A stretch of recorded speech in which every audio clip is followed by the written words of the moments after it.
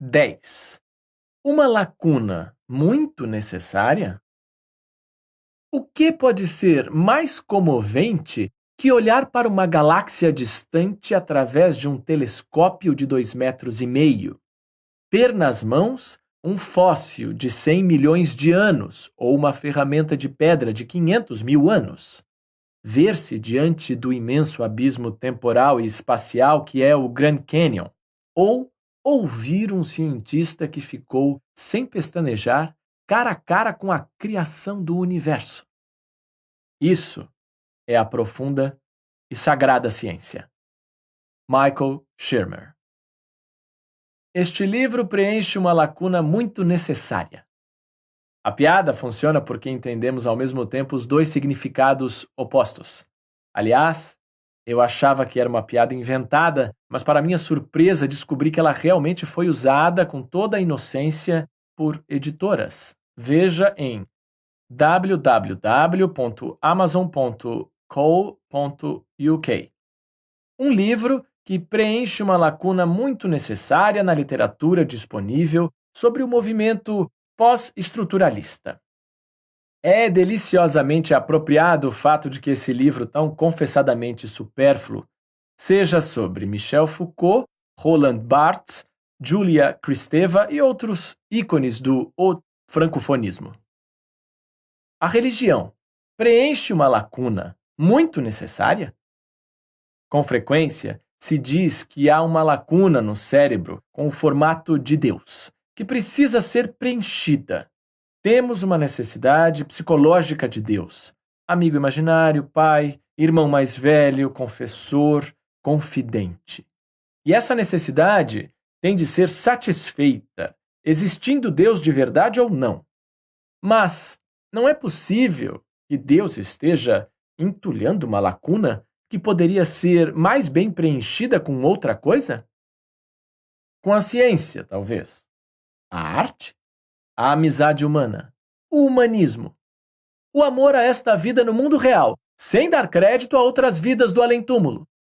O amor à natureza? Ou o que o grande entomologista E.O. Wilson chamou de biofilia? A religião, em várias épocas, já foi considerado o elemento que supre 4 papéis principais na vida humana: explicação, exortação, consolo e inspiração. Historicamente, a religião aspirava a explicar nossa própria existência e a natureza do universo em que vivemos. Nesse papel, ela foi completamente suplantada pela ciência e já tratei disso no capítulo 4. Com exortação, refiro-me à instrução moral sobre como devemos agir e abordei essa questão nos capítulos 6 e 7. Por enquanto, ainda não fiz justiça ao consolo e à inspiração. Este capítulo final tratará brevemente deles. Antes do consolo, quero começar com o fenômeno infantil do amigo imaginário, que acredito tem afinidades com a crença religiosa. Binker. Christopher Robin, imagino, não acreditava que o leitão e o ursinho Pooh realmente falassem com ele. Mas, com Binker, era diferente? Binker, como eu o chamo, é um segredo meu. E Binker é o motivo de eu nunca me sentir só. Brincando no quarto, sentado na escada, qualquer coisa que eu esteja fazendo, Binker estará lá. Oh, papai é inteligente, o tipo inteligente de homem. E mamãe é a melhor desde o princípio do mundo. E a babá é a babá, e eu a chamo de Bá. Mas eles não conseguem ver Binker. Binker está sempre falando. Estou ensinando-o a falar. Ele às vezes gosta de falar numa vozinha engraçada. E às vezes gosta de falar num rugido estranho. E eu tenho que falar por ele. A garganta dele está doendo. Oh, papai é inteligente, o tipo inteligente de homem. E mamãe sabe tudo o que alguém pode saber. E a babá é a babá. E a chamo de Bá. Mas eles não conhecem Binker. Binker é corajoso como os leões que correm no parque. Binker é corajoso como os tigres deitados no escuro. Binker é corajoso como os elefantes. Ele nunca chora. Só, como outras pessoas, quando entra sabão no seu olho. Oh, papai é papai, o tipo papai de homem. E mamãe é a mamãe que alguém pode ser. E a babá é a babá, e a chamo de bá. Mas eles não gostam de Binker. Binker não é guloso, mas gosta de comer as coisas. Então tenho de dizer às pessoas que me dão um doce. Oh, Binker quer um chocolate, você poderia me dar 2? E então como por ele. Seus dentes são bem novos. Bem, gosto muito do papai, mas ele não tem tempo para brincar. E gosto muito da mamãe, mas ela às vezes vai embora. E muitas vezes fico bravo com a babá quando ela quer escovar meu cabelo. Mas Binker é sempre Binker e sempre estará lá. Milne, now we are 6. Nota: reproduzido com permissão do espólio de Milne. Seria o fenômeno do amigo imaginário uma ilusão mais elevada, pertencente a uma categoria diferente do faz de conta infantil comum? Minha experiência não será de muita ajuda aqui. Como muitos pais, minha mãe fez um caderno com as coisas que eu falava quando criança. Além de fingimentos simples, agora estou na Lua, sou um acelerador, um babilônio. Eu evidentemente gostava de fingimentos de segundo grau. Agora sou uma coruja fingindo ser uma roda d'água. Que podiam ser reflexivos. Agora sou um menininho fingindo ser Richard. Nunca acreditei que realmente fosse uma dessas coisas. E acho que isso é o que normalmente acontece nas brincadeiras de faz de conta das crianças. Mas eu não tive um Binker. Se dermos credibilidade ao depoimento de suas versões adultas, pelo menos algumas das crianças normais que têm amigos imaginários realmente acreditam que eles existem. E, em alguns casos, veem-nos como se fossem alucinações claras e palpáveis. Desconfio que o fenômeno Binker da infância possa servir como um bom modelo para entender a crença teísta dos adultos. Não sei se psicólogos já estudaram por esse ponto de vista, mas seria uma pesquisa interessante. Companheiro e confidente, um Binker para a vida inteira, esse é certamente um dos papéis de Deus, uma lacuna que pode ficar se Deus for embora. Outra criança, uma menina, tinha um homenzinho roxo, que para ela era uma presença visível e real e que se manifestava aparecendo em pleno ar, com um som de sininho. Ele a visitava regularmente, especialmente quando ela se sentia sozinha, mas com uma frequência cada vez menor conforme ela foi crescendo. Um dia, pouco antes de ela ir para a escolinha, o homenzinho roxo apareceu para ela, antecedido pelos sininhos usuais, e anunciou que não a visitaria mais. Ela ficou triste, mas o homenzinho roxo disse que ela estava crescendo e que não ia precisar mais dele no futuro. Ele tinha que deixá-la para poder ir tomar conta de outras crianças. Prometeu a ela que voltaria se um dia ela precisasse de verdade dele. Ele voltou mesmo, muitos anos depois, num sonho, quando ela estava no meio de uma crise pessoal e tentava decidir o que fazer com sua vida. A porta do quarto dela abriu-se e um carregamento de livros apareceu, empurrado pelo homenzinho roxo. Ela interpretou isso como conselho para que fosse para a universidade, conselho que seguiu, e mais tarde julgou correto. A história quase me deixa com lágrimas nos olhos e leva-me o mais próximo que jamais estarei de entender o papel de consolo e de orientação que os deuses imaginários exercem na vida das pessoas. Um ser pode existir só na imaginação e ainda assim ser completamente real para a criança e ainda assim lhe dar conforto e bons conselhos. Talvez até mais. Amigos imaginários e deuses imaginários têm tempo e paciência para dedicar toda a sua atenção a quem sofre. e são muito mais baratos que psiquiatras ou conselheiros profissionais. Teriam os deuses, em seu papel de confortadores e conselheiros, evoluído a partir de Binkers por uma espécie de pedomorfose? A pedomorfose é a manutenção de características da infância na vida adulta. Os cães pequineses têm focinhos pedomórficos. Os adultos parecem filhotes. É um padrão de evolução conhecido, amplamente aceito, como importante para o desenvolvimento de características humanas, como nossa testa arredondada e nossas mandíbulas curtas. Evolucionistas já nos descreveram como macacos adolescentes, e chimpanzés e gorilas jovens realmente se parecem mais com seres humanos que suas versões adultas. A religião não poderia ter evoluído originalmente pelo adiamento gradativo ao longo de gerações, do momento da vida em que as crianças abrem mão de seus binkers? Assim como adiamos ao longo da evolução o achatamento da nossa testa e a protusão de nossas mandíbulas? Acho que, em nome da completude, devemos levar em conta a possibilidade inversa. Em vez de os deuses terem evoluído a partir de binkers ancestrais, os binkers não poderiam ter evoluído a partir de deuses ancestrais?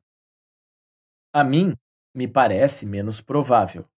Fui levado a pensar sobre isso quando li The Origin of Consciousness in the Breakdown of the Bicameral Mind. A origem da consciência na superação da mente bicameral, de Julian Jaynes. Um livro tão estranho quanto sugere o título. É um daqueles livros que ou são uma besteira completa ou são obra de um gênio acabado, sem meio termo. Provavelmente a primeira hipótese, mas não ponho minha mão no fogo. James afirma que muita gente vive seus processos de pensamento como uma espécie de diálogo entre o eu e outro protagonista interno dentro da cabeça. Hoje em dia sabemos que ambas as vozes são nossas, ou, se não sabemos, somos tratados como doentes mentais. Isso aconteceu por algum tempo com Evelyn Vogue.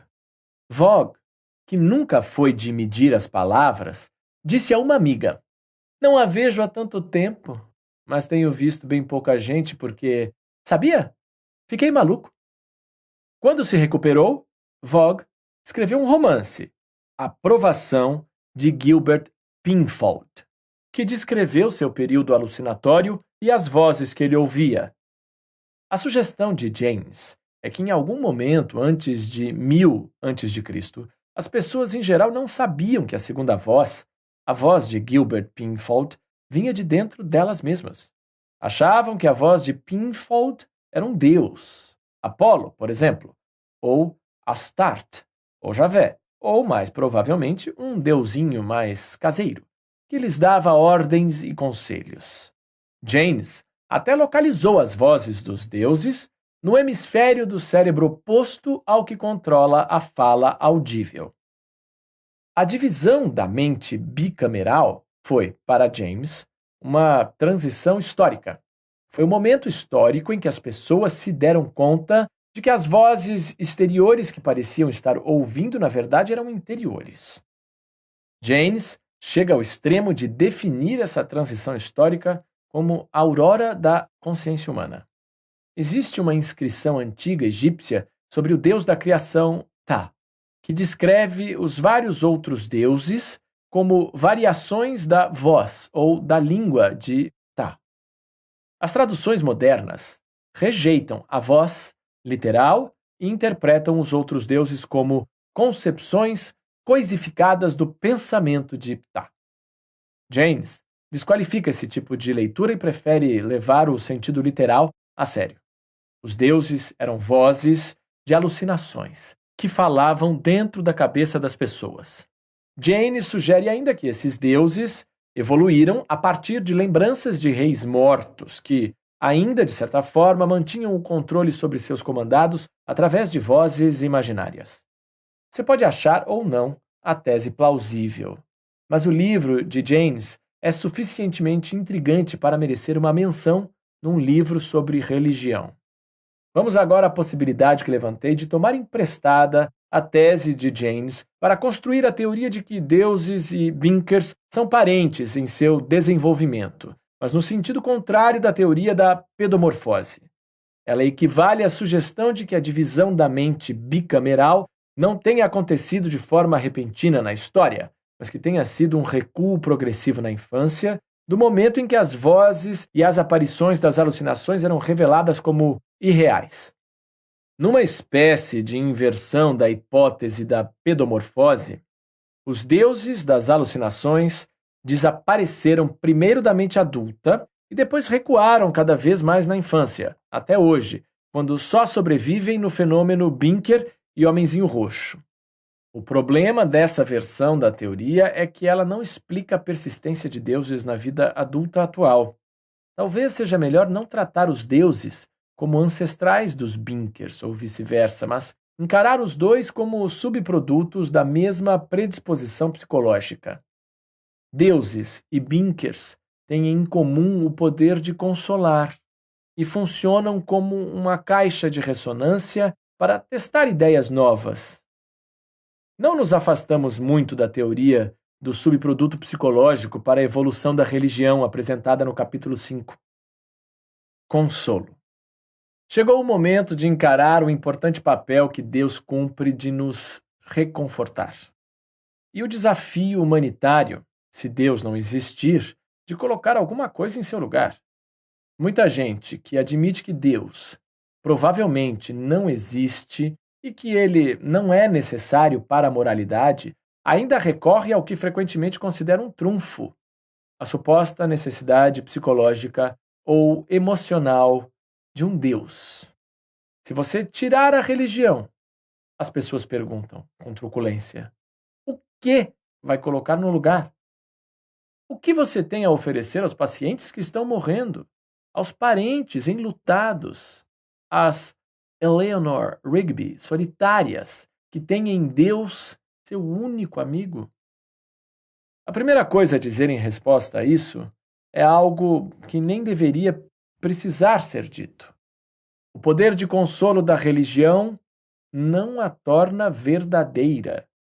Mesmo que fizéssemos uma enorme concessão, mesmo que fosse demonstrado de forma conclusiva que a crença na existência de Deus é absolutamente essencial para o bem-estar psicológico e emocional humano, mesmo que todos os ateus fossem neuróticos, desesperados, levados ao suicídio por uma angústia cósmica infinita, nada disso contribuiria nem com um pingo de prova de que a crença religiosa é verdadeira.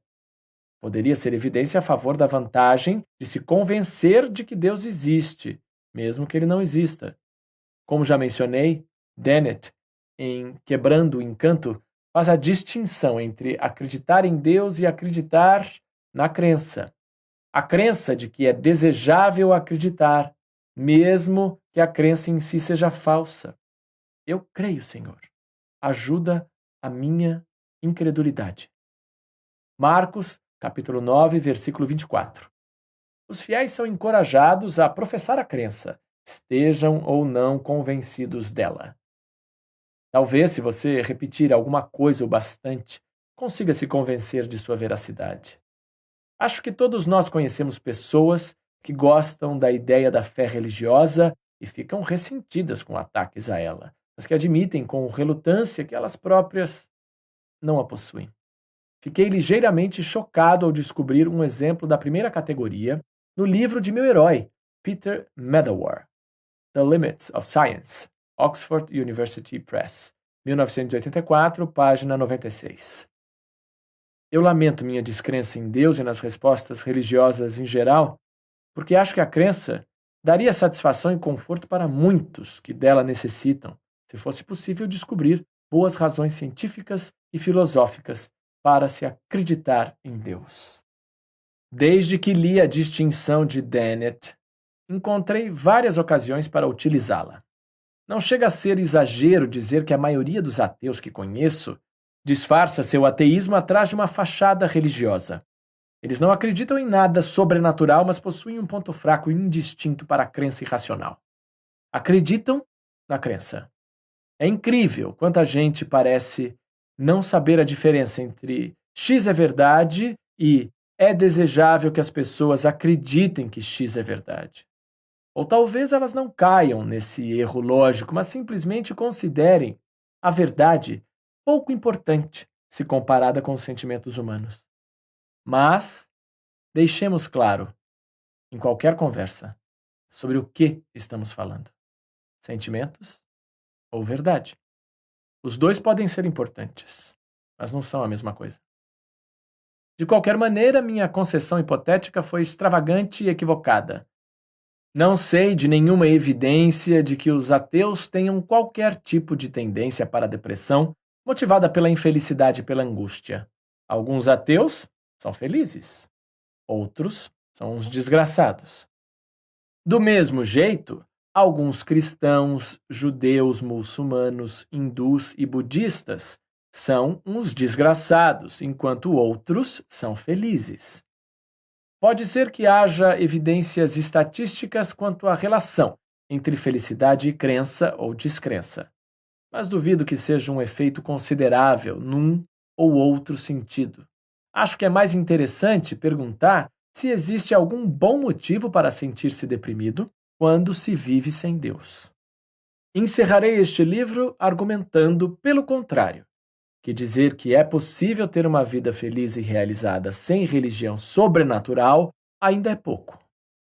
Primeiro, porém, devo examinar as alegações da religião para oferecer consolo. Consolar, segundo o dicionário, é aliviar ou tentar aliviar a dor, sofrimento, a aflição. Dividirei o consolo em dois tipos. 1. Consolo físico direto. Um homem obrigado a passar a noite numa montanha deserta pode encontrar conforto num grande e quentinho São Bernardo, sem esquecer, é claro, do barril de água ardente na coleira dele. Uma criança que chora pode ser consolada por braços fortes que a envolvam e por palavras reconfortantes sussurradas em seu ouvido. 2. Consolo pela descoberta de um fato previamente ignorado ou por um modo previamente desconhecido de encarar fatos existentes. Uma mulher cujo marido tenha sido morto na guerra pode ser consolada pela descoberta de que está grávida dele ou de que ele morreu como herói. Também podemos obter consolo ao descobrir uma nova forma de pensar numa situação. Um filósofo ressalta que não há nada de especial no momento em que um velho morre. A criança que ele um dia foi, morreu há muito tempo, não por deixar repentinamente de viver, mas por crescer. Cada uma das 7 idades shakespearianas do homem morre ao transformar-se lentamente na próxima. Por esse ponto de vista, o momento em que um velho finalmente expira não é diferente das mortes lentas de toda a sua vida. Um homem que não goste da perspectiva de sua própria morte pode achar essa mudança de ponto de vista um consolo. Ou talvez não, mas é um exemplo potencial de consolo através da reflexão. Outro é a negação do medo da morte por Mark Twain. Não temo a morte. Fiquei morto bilhões e bilhões de anos antes de nascer, e não tive a menor inconveniência por causa disso. O aperçu não muda nada no fato de nossa morte inevitável. Mas ele nos proporciona uma nova maneira de encarar essa inevitabilidade e podemos achá-lo um consolo. Thomas Jefferson também não tinha medo da morte e aparentemente não acreditava em nenhum tipo de vida no além-túmulo. Diz o relato de Christopher Hitchens. Conforme seus dias começaram a escassear, Jefferson escreveu mais de uma vez a amigos que não encarava a aproximação do fim nem com esperança nem com medo. Isso equivalia a dizer, nos termos mais inconfundíveis, que ele não era cristão. Intelectos robustos podem estar preparados para o sólido mantimento que é a declaração de Bertrand Russell em seu ensaio Em que Acredito, de 1925. Acredito que quando morrer, apodrecerei, e nada de meu ego sobreviverá. Não sou jovem e amo a vida, mas desprezo o pavor diante do pensamento da aniquilação. A felicidade não deixa de ser felicidade verdadeira por ter de acabar.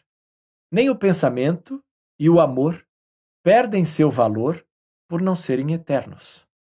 Muitos homens enfrentaram a plataforma de execução com orgulho. Por certo, o mesmo orgulho deve nos ensinar a pensar de verdade no lugar do homem no mundo. Mesmo que as janelas abertas da ciência, a princípio, nos façam tremer depois da quentura confortável dos mitos humanizadores tradicionais, no final, o ar fresco traz vigor, e os grandes espaços abertos têm seu próprio esplendor. Fui inspirado por esse ensaio de Russell quando o li na biblioteca da minha escola, por volta dos 16 anos de idade, mas o tinha esquecido. É possível que eu estivesse homenageando Russell de forma inconsciente, assim como conscientemente homenageei Darwin, quando escrevi em O Capelão do Diabo, em 2003. Há mais que apenas grandiosidade nessa visão da vida. Por mais nua e fria que ela possa parecer de sob o cobertor reconfortante da ignorância, há uma revigoração profunda a ser sentida ao receber de frente o vento forte e agudo da compreensão. Os ventos que sopram pelas vias estreladas, de Yeats. Como a religião se compara à ciência, por exemplo, na oferta desses dois tipos de consolo? Analisando primeiro o tipo 1 de consolo, é totalmente plausível que os braços fortes de Deus, mesmo que sejam puramente imaginários, possam consolar exatamente da mesma forma que os braços reais de um amigo ou um cachorro São Bernardo com um barril de aguardente na coleira. Mas é claro que a medicina científica também pode oferecer conforto, normalmente mais eficaz que a aguardente. Passando para o tipo 2 de consolo. É fácil acreditar que a religião seja extremamente eficiente. Vítimas de desastres terríveis, como um terremoto, frequentemente contam tirar consolo do pensamento de que tudo faz parte do plano inescrutável de Deus. Sem dúvida, alguma coisa de bom deve resultar de tudo aquilo num tempo mais amplo. Se alguém teme a morte, a crença sincera de que a pessoa possui uma alma imortal pode ser um consolo, a menos, é claro, que ela ache que vai para o inferno ou para o purgatório. Falsas crenças podem ser tão reconfortantes quanto as verdadeiras, até o momento da desilusão. Isso também se aplica a crenças não religiosas. Um homem com câncer em estado terminal pode ser consolado por um médico que minta e diga que ele está curado, de modo tão eficaz quanto outro homem a quem tenham dito a verdade que ele está curado. A crença sincera e devotada na vida após a morte é ainda mais imune à desilusão que a crença num médico mentiroso. A mentira do médico só funciona até os sintomas ficarem inconfundíveis. Quem acredita na vida após a morte pode acabar jamais sofrendo a desilusão. Pesquisas indicam que aproximadamente 95% da população dos Estados Unidos acredita que vai sobreviver à própria morte. À parte a aspiração dos mártires, não consigo deixar de me perguntar quantas pessoas moderadamente religiosas que alegam acreditar nisso realmente acreditam do fundo do coração. Se elas estivessem mesmo sendo sinceras, não deveriam todas comportar-se como o abade de Ampleforth? Quando o cardeal Basil Hume disse a ele que estava morrendo, o abade ficou encantado. Parabéns! Que ótima notícia! Queria estar indo com o senhor. O abade, ao que parece, era mesmo um crente sincero. Mas é exatamente por ser tão rara e inesperada que a história chama nossa atenção.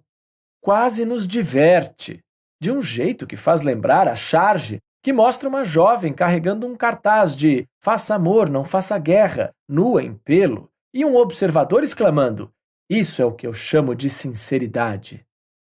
Por que todos os cristãos e muçulmanos não dizem coisas parecidas com o que o abade disse quando ficam sabendo que um amigo está morrendo? Quando uma mulher devota ouve de um médico que só tem alguns meses de vida, por que não sorri de entusiasmo, como se tivesse acabado de ganhar uma viagem para as ilhas Seychelles? Não vejo a hora. Por que os fiéis que vão visitá-la em seu leito não a enchem de recados para os que já partiram antes? Por favor, mande minhas lembranças para o tio Robert quando o vir.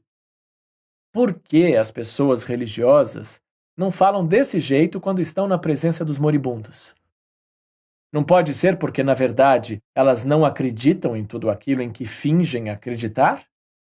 Ou talvez acreditem, mas temam o processo de morrer. Com bons motivos, já que nossa espécie é a única que não pode ir ao veterinário para acabar sem dor com o sofrimento.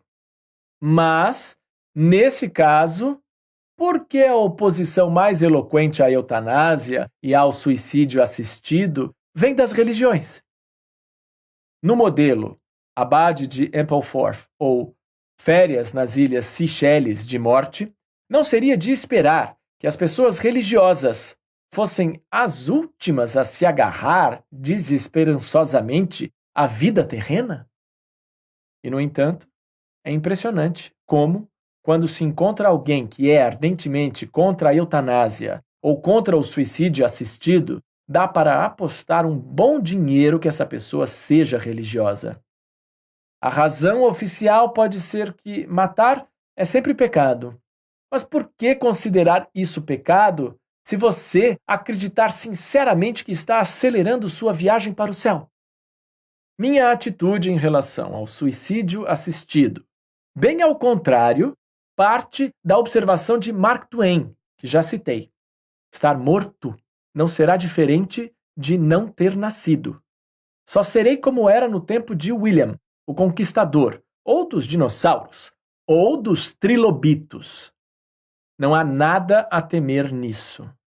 Mas o processo de morrer pode muito bem ser, dependendo de nossa sorte, doloroso e desagradável.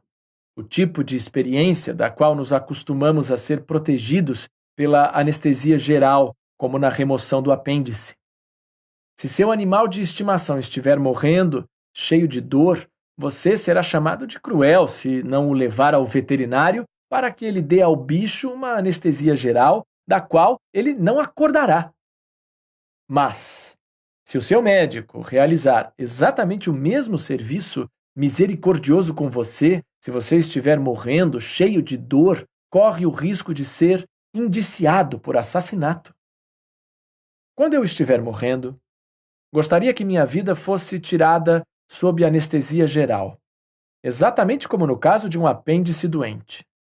Mas esse privilégio não me será permitido, porque tenho o azar de ter nascido membro da espécie Homo sapiens, em vez, por exemplo, da Canis familiaris ou da Felis catus.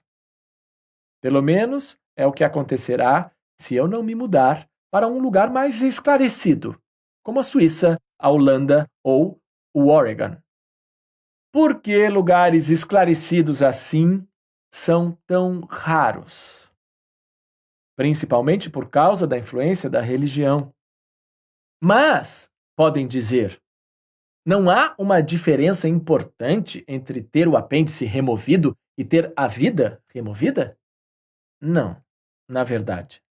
Não, se você estiver prestes a morrer de qualquer jeito. E não se você tiver uma crença religiosa sincera na vida após a morte. Se tem tal crença, morrer é só uma transição de uma vida para outra. Se a transição é dolorosa, não há motivo para querer que ela aconteça sem anestesia, assim como não se desejaria retirar o apêndice sem anestesia. Quem, como nós, vê a morte como uma coisa terminal em vez de uma transição, é que deveria resistir ingenuamente à eutanásia ou ao suicídio assistido. Só que somos nós que os defendemos. Nota: um estudo sobre as atitudes em relação à morte entre ateus americanos mostrou o seguinte: 50% queriam uma celebração fúnebre de sua vida.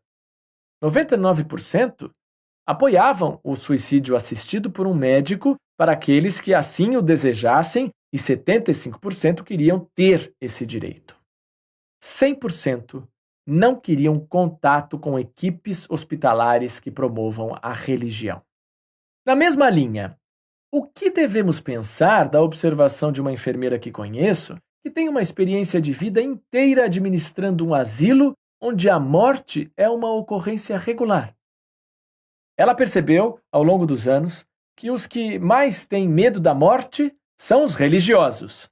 A observação precisaria de sustentação estatística. Mas, pressupondo que ela esteja certa, o que é isso? O que quer que seja, não é um depoimento muito bom do poder da religião para reconfortar os moribundos. Nota: um amigo australiano cunhou uma frase maravilhosa para descrever a tendência da religiosidade de aumentar com a idade. Leia com sotaque australiano, subindo o tom no fim, com uma pergunta. Ralando para a prova final? Cramming for the final? No caso dos católicos, será que eles estão com medo do purgatório? O santo cardeal Hume disse adeus a um amigo com as seguintes palavras: bom, tchau então. Vejo você no purgatório. Acho. O que eu acho é que havia um brilho de ceticismo naqueles velhos olhos bondosos. A doutrina do purgatório revela a falta de lógica com que a cabeça teológica funciona. O purgatório é uma espécie de Ellis Island divina, uma sala de espera adiana para onde as almas dos mortos vão se seus pecados não forem ruins o bastante para mandá-los para o inferno, mas precisarem ainda de umas verificações e de purificação para ser admitidas no paraíso sem pecados. Nota: o purgatório não deve ser confundido com o limbo, para onde os bebês que morrem sem ser batizados supostamente iam. E os fetos abortados? E os blastocistos? Agora, com pose caracteristicamente arrogante, o Papa Bento XVI acaba de abolir o limbo. Isso significa que todos os bebês que lá estiveram, lânguidos, por todos esses séculos, vão de repente flutuar para o céu? Ou permanecem lá e apenas os nascidos a partir de agora estão livres do limbo? Ou os papas anteriores estavam todos errados desde o começo, apesar de sua infalibilidade? Esse é o tipo de coisa que todos nós devemos respeitar. Os medievais, a igreja vendia indulgências em troca de dinheiro.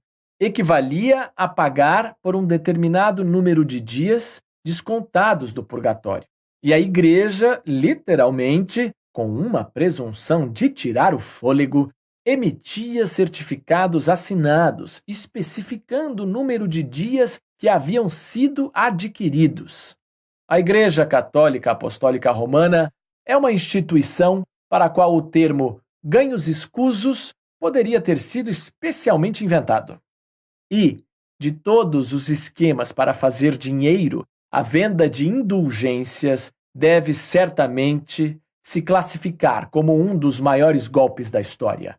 O equivalente medieval ao golpe do nigeriano na internet, mas muito mais bem sucedido.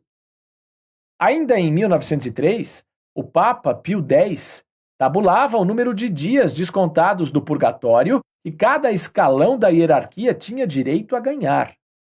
200 dias para cardeais, 100 dias para arcebispos. Para bispos, meros 50 dias. Naquela época, porém, as indulgências já não eram mais vendidas diretamente por dinheiro.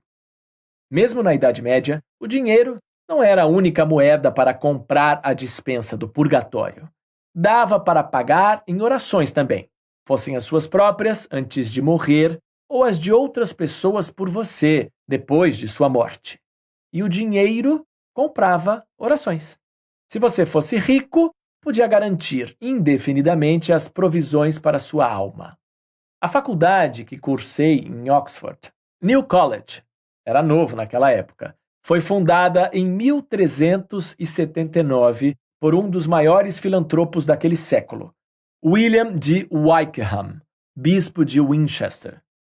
Um bispo medieval podia virar o Bill Gates daquele tempo, controlando o equivalente em termos de vias de informação para Deus e reunindo enormes riquezas. Sua diocese era excepcionalmente grande e Wykeham usou sua fortuna e influência para fundar 2 grandes estabelecimentos educacionais, um em Winchester e um em Oxford. A educação era importante para Wykeham, mas, nas palavras da história oficial do New College, publicada em 1979 para marcar o 6º centenário, o objetivo fundamental da escola era ser uma grande oferenda para a intercessão pelo repouso de sua alma. Ele providenciou para os serviços da capela 10 capelões, 3 secretários e 16 coristas e ordenou que só eles fossem mantidos se a renda da escola faltasse. Wykeham deixou o New College nas mãos da sociedade, um organismo que se autoelege e que existe há mais de 600 anos. Imagina-se que ele confiava que continuaríamos rezando por sua alma ao longo dos séculos. Hoje, a faculdade tem apenas um capelão. Nota: uma capelã. O que o bispo William teria achado? E nenhum secretário de capela. E o fluxo torrencial e constante de orações para Wykeham, século após século, reduziu-se à míngua de 1 ou 2 orações por ano. Só os coristas seguem firmes e fortes, e sua música é mesmo mágica. Até eu sinto um pouco de culpa lá no fundo, como membro da sociedade, pela traição de uma confiança. No entendimento de sua época, Wykeham estava fazendo o equivalente a um homem rico hoje que faça um grande pagamento. Que faça um grande pagamento adiantado a uma companhia de criogenia que garanta congelar o corpo e mantê-lo protegido de terremotos, desordens civis, guerras nucleares e outros perigos, até algum ponto no futuro em que a ciência e a medicina tenham descoberto como descongelá-lo e curar a doença, qualquer que seja ela, da qual ele estava morrendo. Não estamos nós, membros posteriores da sociedade, descumprindo um contrato com nosso fundador? Se estamos, estamos em boa companhia. Centenas de benfeitores medievais morreram acreditando que seus herdeiros, bem pagos para fazê-lo, rezariam por eles no purgatório. Não consigo deixar de especular qual é a proporção dos tesouros da arte e arquitetura medieval da Europa, que começou como pagamentos adiantados pela eternidade, em contratos hoje traídos. Mas o que realmente me fascina na doutrina do purgatório é a evidência que os teólogos apresentaram de sua existência. Evidência de uma debilidade tão espetacular que torna ainda mais cômica a convicção com que é defendida. A entrada sobre o purgatório na Catholic Encyclopedia possui um trecho chamado Provas. A evidência essencial para a existência do purgatório é a seguinte: se os mortos simplesmente fossem para o céu ou o inferno, com base em seus pecados cometidos na terra, não haveria motivo para rezar por eles. Pois por que rezar pelos mortos se não houver a crença de que o poder da oração oferece consolo para aqueles que ainda estão excluídos da visão de Deus? E nós rezamos pelos mortos, não rezamos?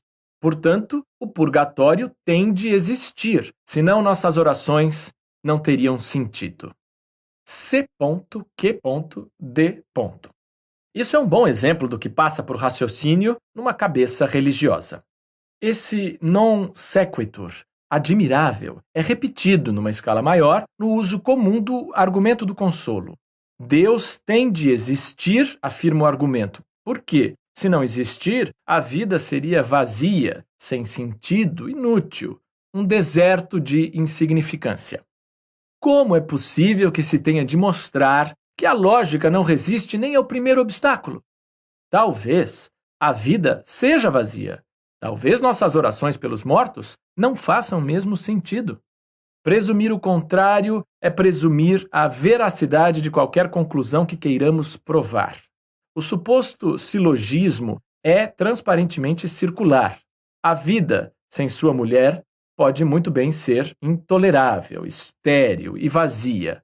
Mas isso, infelizmente, não impede que ela esteja morta. Há algo de infantil na ideia de que outra pessoa, pais no caso de crianças, Deus no caso de adultos, tem a responsabilidade de dar sentido e objetivo à sua vida. Tudo isso faz parte da mesma infantilidade daqueles que, no momento em que torcem o tornozelo, olham em torno para achar quem processar. Alguém tem de ser o responsável por meu bem-estar e alguém tem de ser o culpado se eu me machuco.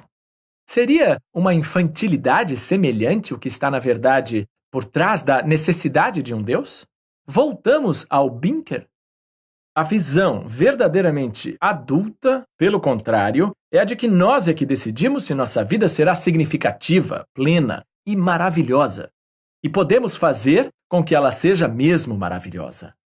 Se a ciência oferece um consolo não material, isso se funde com meu próprio final, a inspiração. Inspiração. Inspiração é uma questão de gosto ou de opinião. E a consequência levemente negativa disso é que o método de argumentação que tenho de empregar é mais retórico que lógico.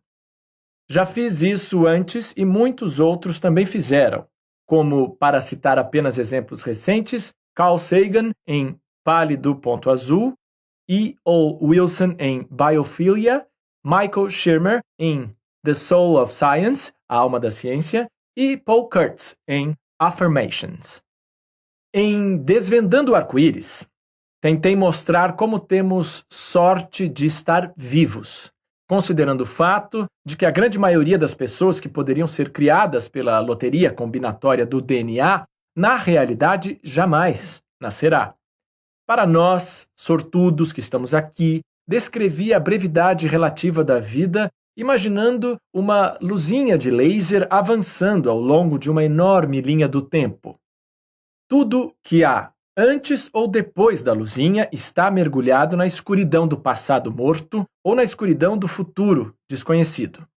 Somos incrivelmente sortudos de estar sob a luz. Por mais curto que seja nosso tempo sob o sol, se desperdiçarmos um segundo dele, ou reclamarmos que é tedioso, ou estéril, ou chato, como uma criança, isso não poderá ser visto como um insulto insensível para os trilhões de não-nascidos que jamais terão a chance de receber a vida? Como muitos ateus já disseram melhor que eu, a consciência de que temos apenas uma vida deveria torná-la ainda mais preciosa. A visão ateísta reafirma e melhora a vida, e ao mesmo tempo nunca é afetada pela autoilusão, pelo excesso de otimismo ou pela autopiedade chorosa daqueles que acham que a vida lhes deve alguma coisa. Emily Dixon disse que ela nunca acontecerá de novo. É o que torna a vida tão bela. Nota do tradutor. That will never come again is what makes life so sweet. Se a eliminação de Deus vai deixar uma lacuna, cada um vai preenchê-la à sua maneira. Minha maneira inclui uma boa dose de ciência, a empreitada honesta e sistemática para descobrir a verdade sobre o mundo real. Veja o esforço humano para entender o universo como um empreendimento de modelismo. Cada um de nós constrói dentro de nossa cabeça um modelo do mundo em que vivemos. O modelo mínimo do mundo é o modelo de que nossos ancestrais precisavam para sobreviver nele. O software da simulação foi construído e aperfeiçoado pela seleção natural, e funciona melhor no mundo que nossos ancestrais da savana africana conheciam.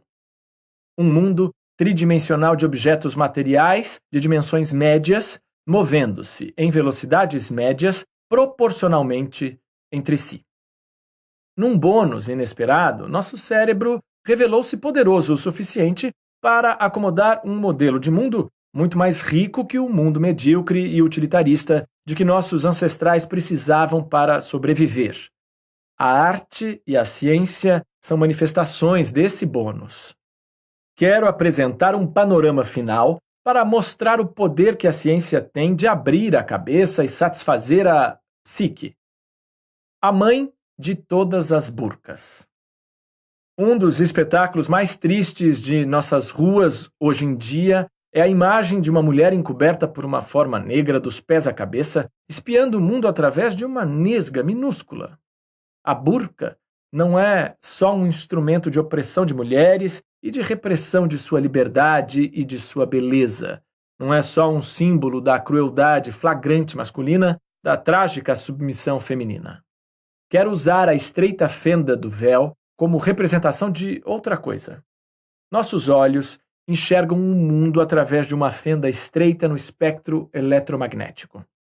A luz visível é uma fresta de brilho no vasto espectro escuro, de ondas de rádio no extremo curto aos raios gama no extremo longo.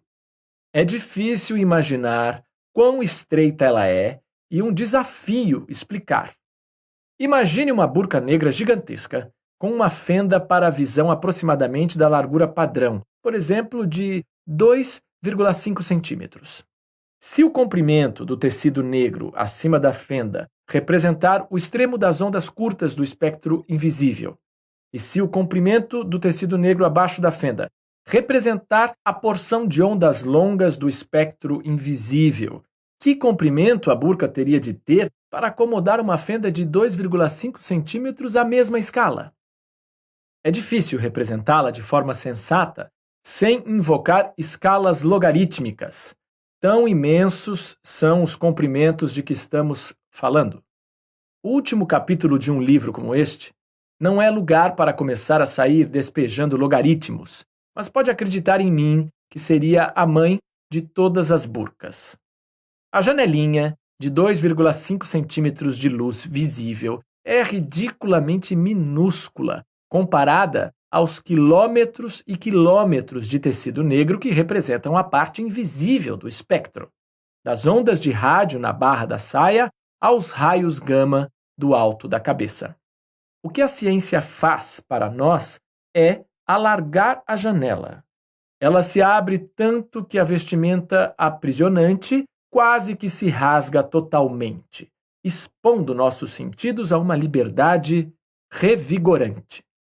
Os telescópios ópticos usam lentes de vidro e espelhos para vasculhar os céus, e o que eles veem são estrelas que por acaso estejam irradiando na estreita faixa de comprimento de onda que chamamos de luz visível.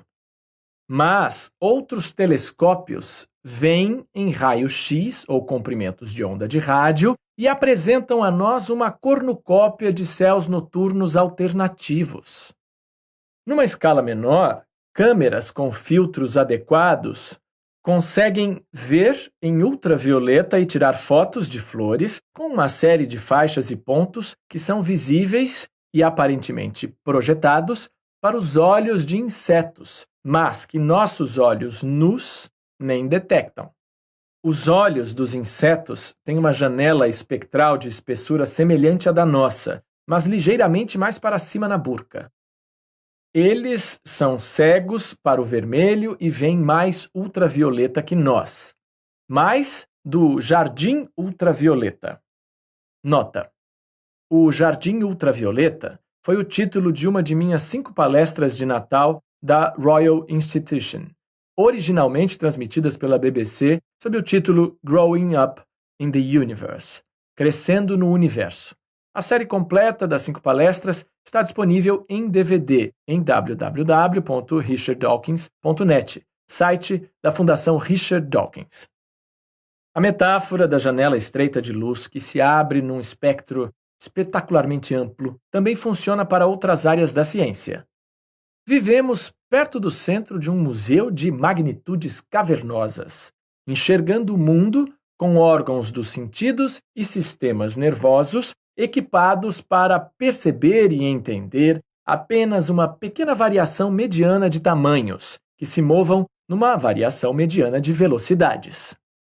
Ficamos bem com objetos que variem de alguns quilômetros, a visão de um pico de montanha, até 1/10 de milímetro, a ponta de um alfinete. Fora dessa gama, até nossa imaginação é deficiente e precisamos da ajuda de instrumentos e da matemática, que felizmente podemos aprender a usar.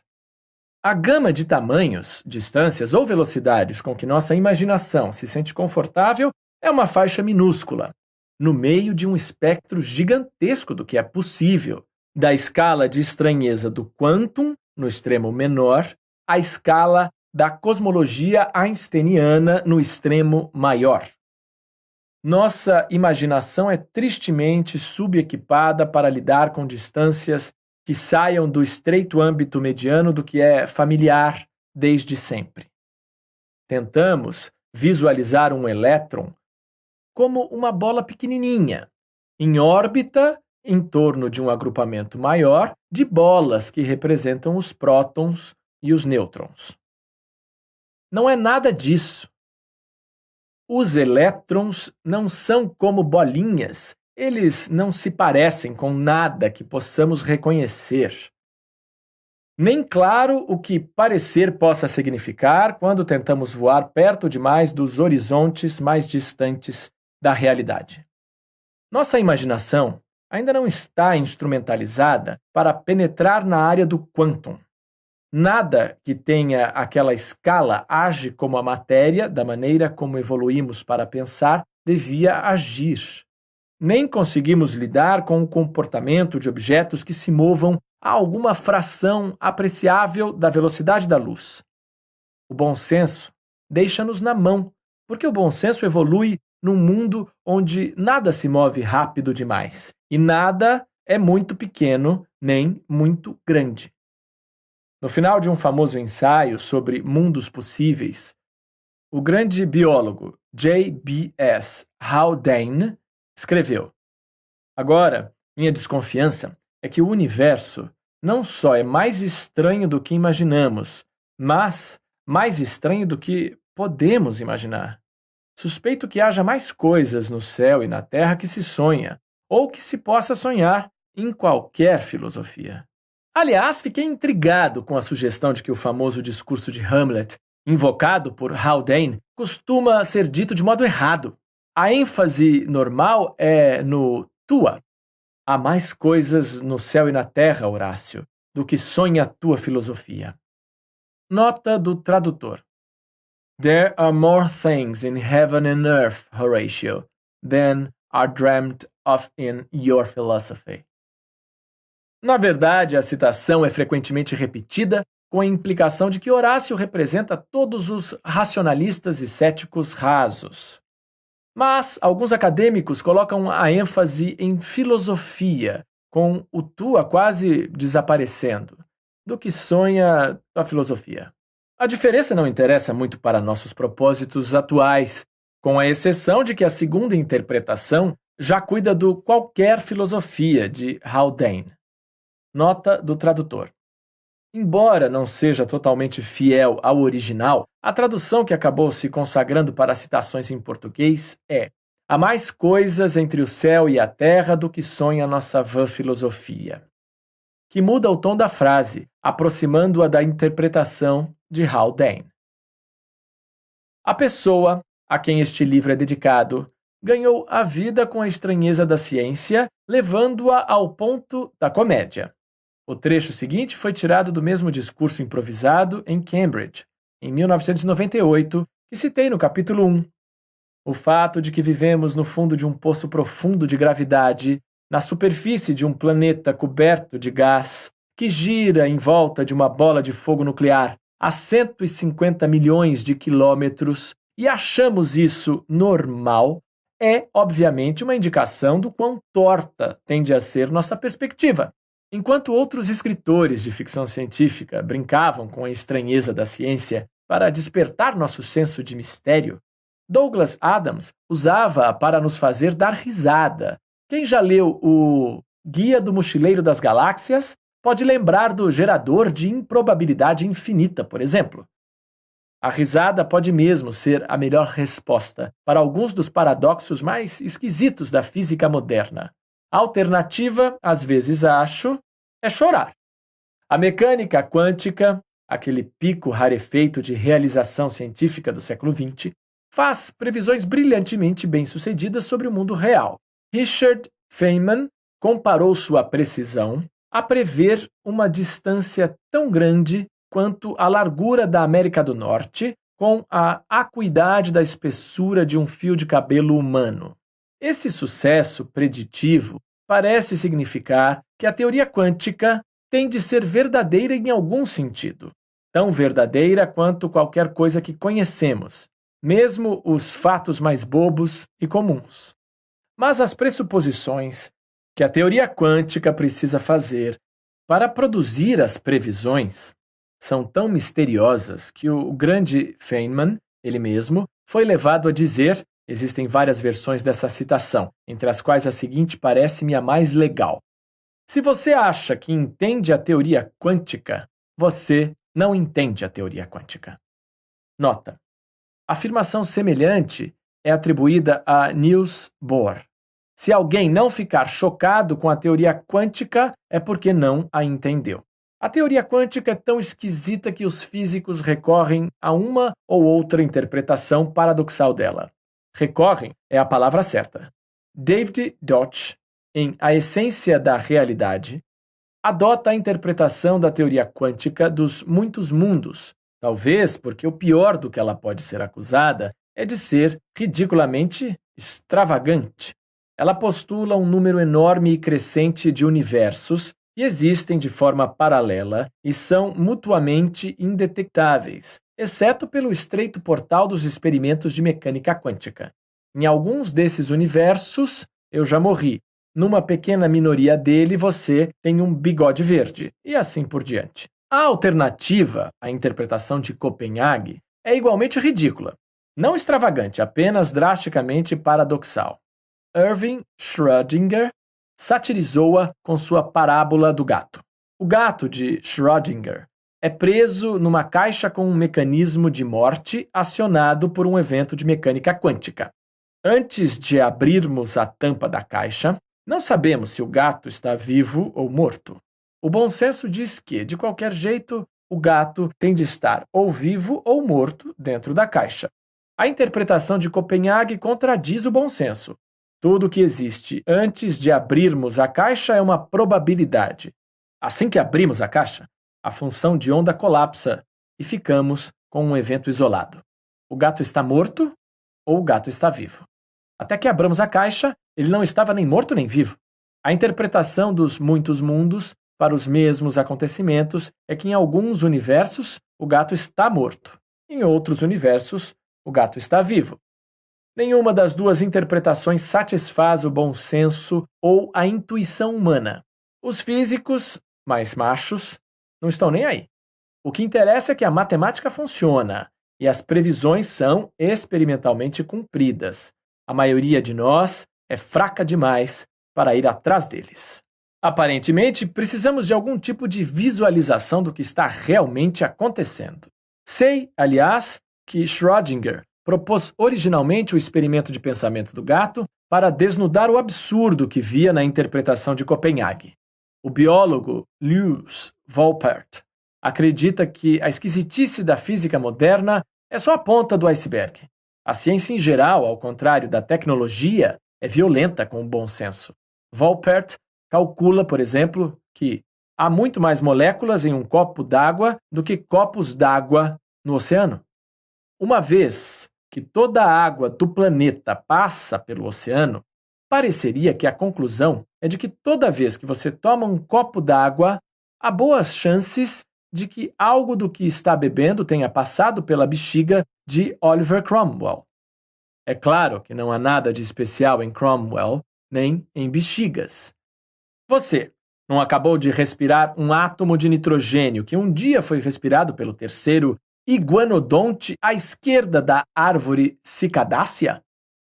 Não fica feliz de viver num mundo em que, além de tal conjectura ser possível, você tem o privilégio de entender o porquê dela?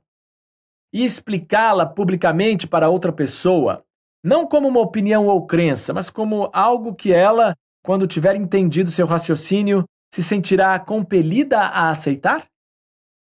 Talvez esse seja um dos aspectos do que Carl Sagan quis dizer quando explicou sua motivação para escrever O Mundo Assombrado pelos Demônios, a ciência vista como uma vela no escuro. Não explicar a ciência parece-me perverso. Quando estamos apaixonados, queremos contar ao mundo todo. Este livro é uma declaração pessoal que reflete meu caso de amor de vida inteira com a ciência. A evolução da vida complexa, e de fato sua própria existência num universo que obedeça às leis da física, é uma surpresa maravilhosa. Ou seria, se não fosse o fato de que a surpresa é uma emoção, e só pode existir num cérebro que seja o produto desse mesmo processo tão surpreendente. Existe um sentido antrópico, portanto, pelo qual nossa existência não deveria ser surpreendente. Gostaria de acreditar que falo também pelos outros seres humanos quando insisto, mesmo assim, que ela é de uma surpresa desesperadora. Pense nisso. Em um planeta, e possivelmente um único planeta no universo inteiro, moléculas que normalmente não formariam nada mais complicado que um pedaço de pedra reúnem-se em grupos de matéria do tamanho de pedras, de uma complexidade tão inacreditável que são capazes de correr, pular, nadar, voar, enxergar, escutar, capturar e comer outros pedaços animados de complexidade. Capazes, em alguns casos, de pensar e sentir e de apaixonar-se por outros pedaços de matéria complexa. Hoje entendemos, em termos básicos, como o truque funciona, mas somente desde 1859. Antes de 1859, isso teria parecido esquisitíssimo. Hoje, graças a Darwin, é só muito esquisito. Darwin pegou a janela da burca e a arregaçou, deixando entrar uma torrente de compreensão cujo caráter inovador e fascinante e cujo poder de elevar o espírito humano talvez tenha sido inédito, exceto talvez a percepção copérnica de que a Terra não era o centro do universo. Diga-me, perguntou uma vez o grande filósofo do século XX, Ludwig Wittgenstein, a um amigo, por que as pessoas sempre dizem que era natural para o homem assumir que o Sol é que girava em torno da Terra em vez de que a Terra estava girando? Seu amigo respondeu: bom, é óbvio que é porque parece que o Sol está girando em torno da Terra. Wittgenstein respondeu: bom, e como teria parecido se parecesse que era a Terra que estava girando? Às vezes, cito essa declaração de Wittgenstein em palestras, na expectativa de que o público dê risada. Em vez disso, as pessoas ficam assombradas, em silêncio. No mundo limitado em que nosso cérebro evoluiu, os objetos pequenos são mais propensos a se mexer que os grandes, que são vistos como pano de fundo para o movimento. Conforme o mundo roda, objetos que parecem grandes porque estão próximos, montanhas, árvores e prédios, o próprio chão, movem-se todos em exata sincronia entre si e entre o observador em relação ao Sol e às estrelas. Nosso cérebro evoluído projeta uma ilusão de movimento neles, em vez de nas montanhas e nas árvores que estão no primeiro plano. Quero agora explorar a questão mencionada acima de que o modo como vemos o mundo e o motivo pelo qual achamos certas coisas intuitivamente fáceis de entender e outras difíceis é que nosso próprio cérebro é um órgão resultante da evolução. Computadores portáteis que evoluíram para ajudar-nos a sobreviver num mundo, usarei o nome mundo médio, em que os objetos que interessavam a nossa sobrevivência não eram nem muito grandes nem muito pequenos. Um mundo em que as coisas ou estavam paradas ou se moviam devagar se comparadas com a velocidade da luz, e em que o muito improvável podia, sem problemas, ser tratado como impossível. Nossa fenda de burca mental é estreita, porque ela não precisava ser mais larga para ajudar nossos ancestrais a sobreviver. A ciência nos ensinou que, contrariando toda a intuição que a evolução criou, coisas aparentemente sólidas como cristais e rochas são, na verdade, compostas quase totalmente de espaço vazio. A ilustração mais comum é a que representa o núcleo de um átomo como uma mosca no centro de um estádio de futebol. O próximo átomo está fora do estádio. A rocha mais dura, mais sólida, mais densa, portanto, na verdade, é quase só espaço vazio, interrompido apenas por partículas minúsculas tão longe umas das outras que nem deveriam contar. Então, por que as rochas parecem tão sólidas e duras e impenetráveis? Não vou tentar imaginar como Wittgenstein teria respondido a essa pergunta, mas, como biólogo evolutivo, eu responderia da seguinte maneira: nosso cérebro evoluiu para ajudar nosso corpo a se virar no mundo na escala em que esse corpo funciona. Nunca evoluímos para navegar no mundo dos átomos. Se tivéssemos, talvez nosso cérebro percebesse as rochas como coisas cheias de espaços vazios. As rochas parecem duras e impenetráveis para nossas mãos, porque nossas mãos não conseguem penetrá-las. O motivo pelo qual elas não podem penetrá-las não tem nada a ver com os tamanhos e as separações entre as partículas que constituem a matéria. Tem a ver, sim, com os campos de força associados a essas partículas tão distantes entre si na matéria sólida. É útil para nosso cérebro construir noções como solidez e impenetrabilidade, porque essas noções ajudam-nos a navegar com nosso corpo por um mundo no qual os objetos, que chamamos de sólidos, não podem ocupar o mesmo espaço ao mesmo tempo. Um pequeno intervalo cômico neste ponto, tirado de The Man Who Stared at Goats, Homens que Encaram Cabras, de Jon Ronson. Esta é uma história real. Verão de 1983. O Major-General Albert Stubblebine III está sentado em sua mesa em Arlington, Virgínia, e olha fixamente para a parede, na qual estão penduradas suas várias condecorações militares. Elas detalham uma longa e respeitada carreira. Ele é o chefe de inteligência do Exército dos Estados Unidos, com 16.000 soldados sob seu comando. Ele não olha para os prêmios, mas para a parede atrás deles. Sente que tem de fazer uma coisa, embora tenha medo só de pensar. Pensa na escolha que tem de fazer. Pode ficar em seu escritório ou pode ir ao escritório ao lado. A escolha é dele. E ele escolheu. Vai ao escritório ao lado. Ele se levanta, sai de trás da mesa e começa a andar. Afinal, pensa ele, do que mesmo o átomo é mais feito? Espaço. Ele acelera o passo. Do que eu sou mais feito? Pensa, átomos. Só tenho que fundir os espaços. Então o general Stubblebine bate com tudo o nariz na parede de seu escritório. Droga, pensa. O contínuo fracasso do ato de atravessar sua parede confunde o general Stubblebine. O general Stubblebine é bem descrito como um inovador no site da organização em que, aposentado, ele hoje comanda junto com a mulher. Nota: www.healthfreedomusa.org/aboutus/president. Para um retrato aparentemente bem característico do general Stubblebine, veja www.mindcontrolforums.com. A organização chama-se Health Freedom USA e é dedicada a suplementos, vitaminas, minerais, aminoácidos, etc. Ervas, remédios homeopáticos, medicina nutricional e comida limpa, sem pesticidas, herbicidas e antibióticos. Sem corporações, através do uso da coerção do governo, ditando-lhe que doses e tratamentos você pode usar. Nenhuma menção aos preciosos fluidos corporais. Nota do tradutor.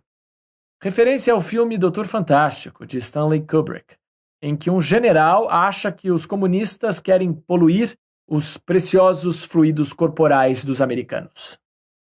Como evoluímos no mundo médio, achamos intuitivamente fácil entender ideias como: quando um major-general se movimenta na velocidade média com que os majores generais e outros objetos do mundo médio costumam se movimentar, e atinge outro objeto sólido do mundo médio, como uma parede, seu avanço é dolorosamente interrompido. Nosso cérebro não está equipado para imaginar como seria ser um neutrino que atravessa uma parede nos vastos interstícios de que a parede, na verdade, consiste. Assim como nosso entendimento não consegue captar o que acontece quando as coisas se movem à velocidade da luz. A intuição humana, que evoluiu e se formou no mundo médio sem ajuda, acha até mesmo difícil acreditar em Galileu, quando ele nos diz que uma bala de canhão e uma pena, sem o atrito do ar, atingiriam o chão no mesmo instante se lançadas de uma torre inclinada. Isso porque, no mundo médio, o atrito do ar está sempre lá. Se tivéssemos evoluído no vácuo, nossa expectativa seria de que a pena e a bala de canhão atingissem o chão simultaneamente. Somos cidadãos do mundo médio, resultantes da evolução. E isso limita o que somos capazes de imaginar. A abertura estreita de nossa burca só permite, a menos que sejamos superdotados ou peculiarmente instruídos, que vejamos o mundo médio. Em certo sentido, nós, animais, temos de sobreviver não apenas no mundo médio, mas no micromundo de átomos e elétrons também. Os próprios impulsos nervosos com que pensamos e imaginamos dependem das atividades do micromundo. Mas uma compreensão do micromundo não teria ajudado nossos ancestrais selvagens em nenhuma ação que tiveram de realizar, nenhuma decisão que tiveram de tomar. Se fôssemos bactérias, constantemente esbofeteados pelos movimentos térmicos das moléculas, seria diferente.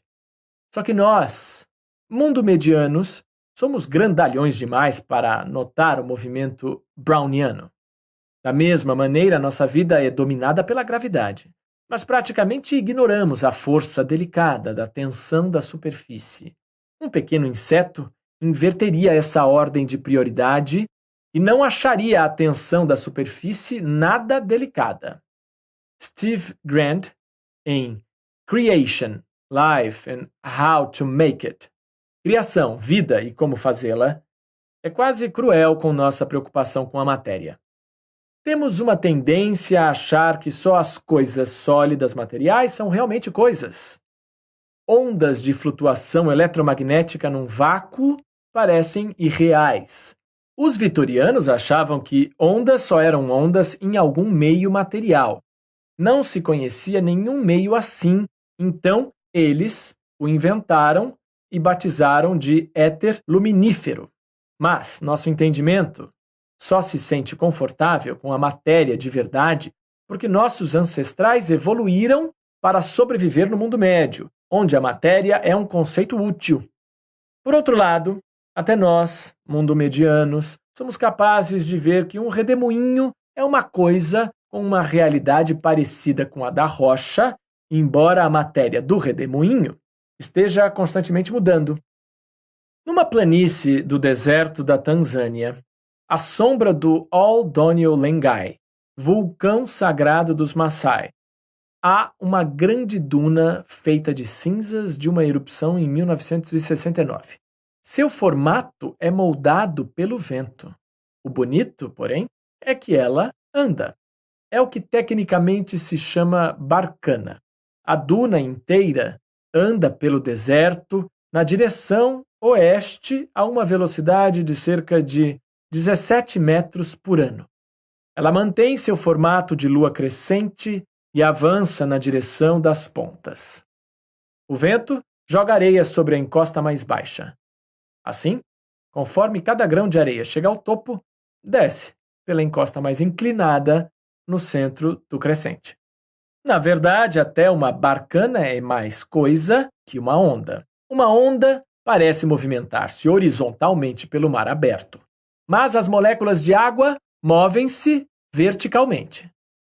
Da mesma forma, as ondas de som podem viajar do falante para o ouvinte, mas as moléculas de ar não viajam, senão seria um vento, não um som. Steve Grand afirma que eu e você somos mais ondas que coisas permanentes. Ele convida o ouvinte a pensar numa experiência de sua infância. Alguma coisa de que você se lembre bem. Alguma coisa que você consiga ver, sentir, talvez até cheirar, como se estivesse mesmo lá. Afinal de contas, você estava mesmo lá naquela época, não estava? Se não, como iria lembrar? Mas aqui vem a bomba. Você não estava lá. Nenhum único átomo que está em seu corpo hoje estava lá quando aquilo aconteceu. A matéria flui de lugar para lugar e por um instante reúne-se para formar você. O que quer que você seja, portanto, você não é aquilo de que é feito. Se isso não faz você sentir um calafrio na espinha, ouça de novo, até que faça, porque isso é importante.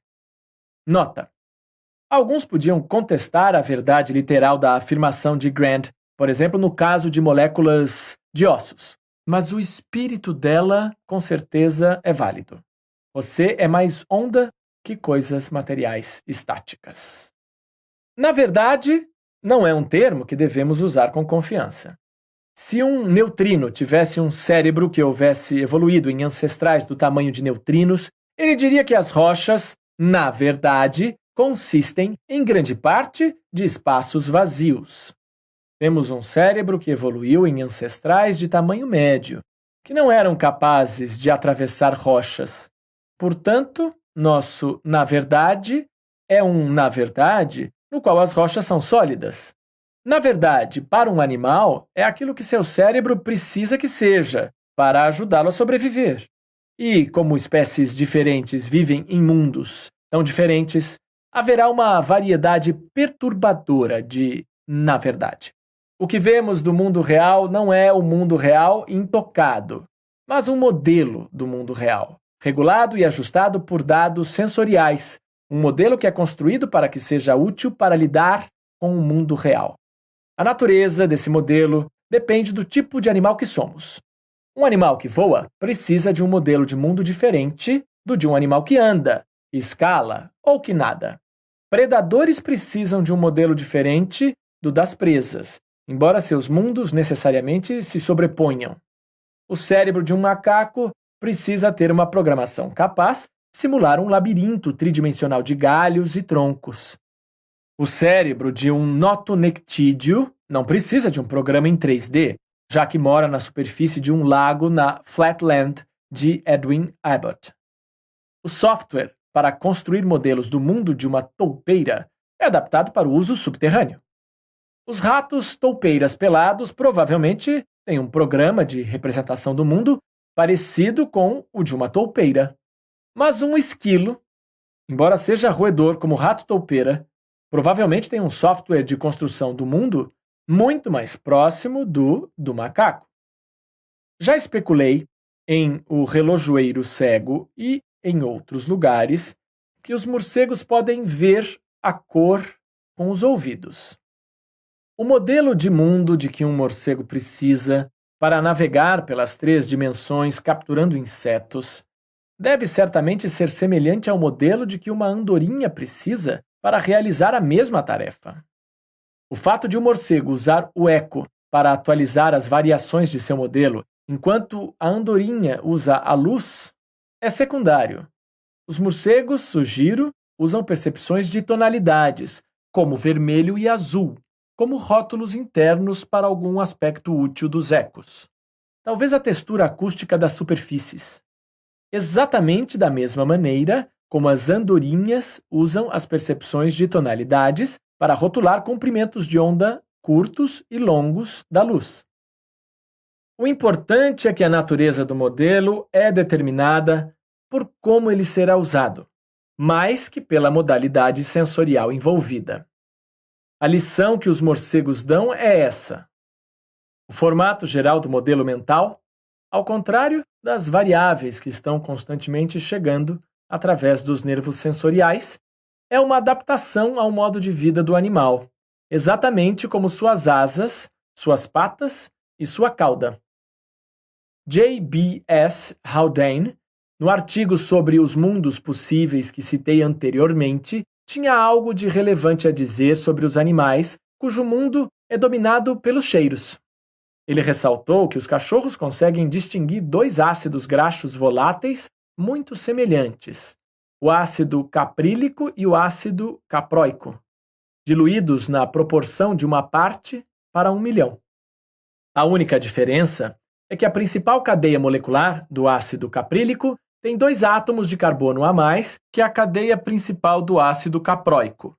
Um cachorro, imaginou Haldane, provavelmente seria capaz de colocar os ácidos na ordem de seus pesos moleculares por meio dos cheiros, assim como um homem consegue colocar cordas de piano na ordem de seu comprimento por meio das notas.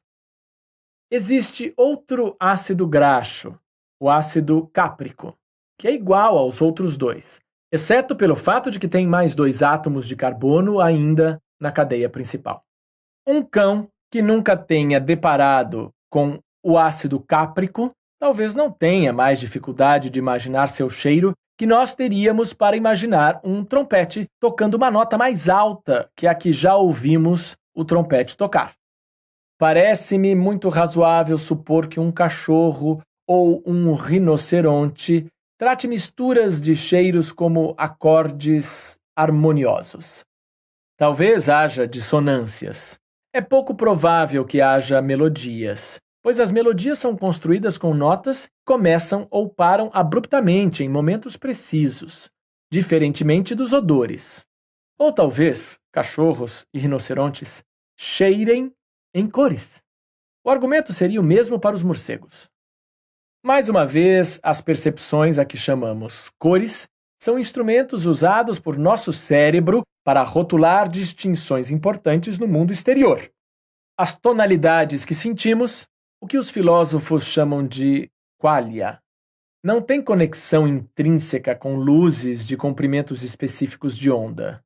São rótulos internos que estão disponíveis no cérebro quando ele constrói seu modelo da realidade externa para fazer distinções que são especialmente relevantes para o animal em questão.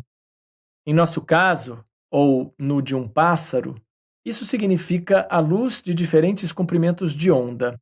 No caso de um morcego, como especulei, podem ser superfícies de diferentes propriedades ou texturas de eco, talvez vermelho para brilhante, azul para aveludado, verde para abrasivo. E no caso de um cachorro ou de um rinoceronte? Por que não seria para os cheiros? A possibilidade de imaginar como é o mundo exterior para um morcego ou um rinoceronte, para um inseto que anda sobre a água ou uma toupeira, para uma bactéria ou um besouro que perfura cascas de árvores, é um dos privilégios que a ciência nos proporciona quando afasta o tecido negro de nossa burca para nos mostrar a maior variedade do que existe, para nosso deleite. A metáfora do mundo médio, da faixa intermediária de fenômenos que a abertura estreita de nossa burca permite-nos enxergar, aplica-se a outras escalas ainda, ou espectros. Podemos construir uma escala de improbabilidades com uma abertura tão estreita quanto, através da qual nossa intuição e nossa imaginação conseguem avançar.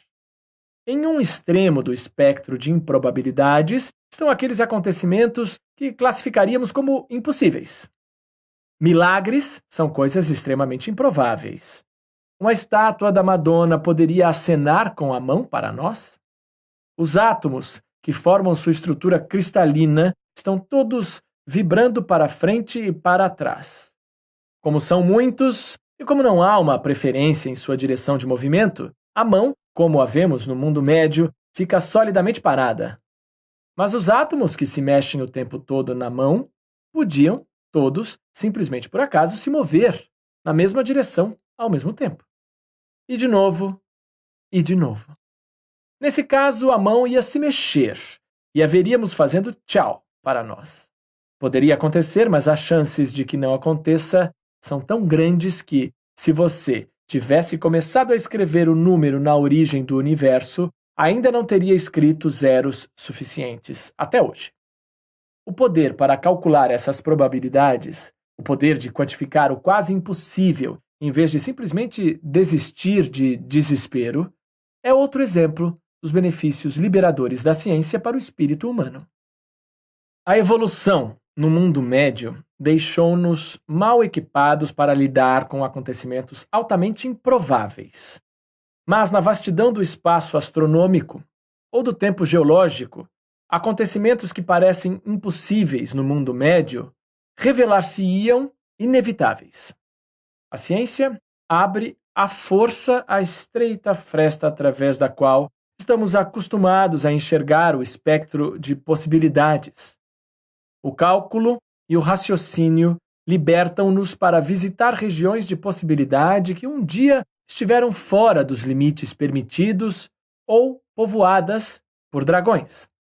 Já utilizamos esse alargamento da janela no capítulo 4, em que analisamos a improbabilidade da origem da vida e como um evento químico quase impossível tende a acontecer, desde que nos sejam dados para brincar anos planetários suficientes. E onde analisamos o espectro de universos possíveis, cada um com seu próprio conjunto de leis e constantes, e a necessidade antrópica de nos encontrarmos em um lugar amistoso entre uma minoria de lugares amistosos. Como devemos interpretar o mais estranho do que podemos imaginar de Haldane? Mais estranho do que pode, em princípio, ser imaginado? Ou simplesmente mais estranho do que podemos imaginar, dada a limitação do aprendizado evolutivo de nosso cérebro no mundo médio?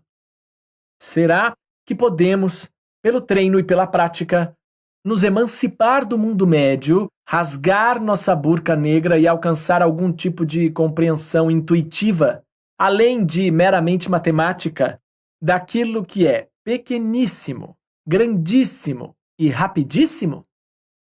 Genuinamente, não sei a resposta. Mas fico muito feliz de estar vivo numa época em que a humanidade tenta superar os limites do entendimento.